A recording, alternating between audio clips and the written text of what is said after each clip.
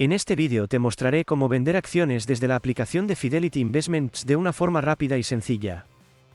Lo primero que debes hacer es abrir la aplicación de Fidelity Investments e iniciar sesión en tu cuenta. Una vez dentro, verás la pantalla principal con el resumen de tu portafolio y el saldo de tus inversiones. Ahora dirígete a la parte inferior de la pantalla y pulsa la pestaña Investing. Allí encontrarás todas las acciones y activos que forman parte de tu cartera. Busca la acción que deseas vender y presiónala para abrir su información. En este ejemplo utilizaremos las acciones de Apple, aunque el procedimiento es exactamente el mismo para cualquier otra empresa.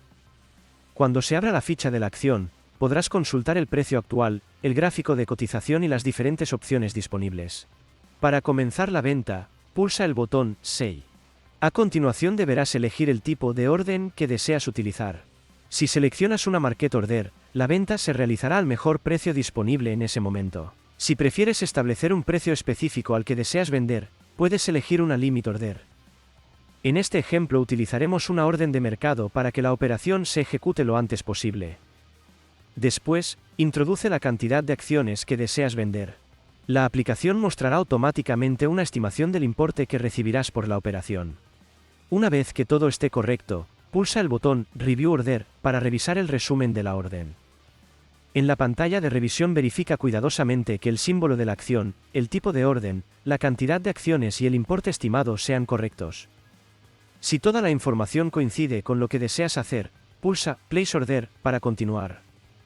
Antes de enviar la operación, Fidelity mostrará una última pantalla de confirmación con todos los detalles de la venta. Tómate unos segundos para revisar nuevamente la información. Cuando estés completamente seguro, pulsa Submit Order para enviar la orden al mercado. Y eso es todo. La aplicación confirmará que tu orden fue enviada correctamente.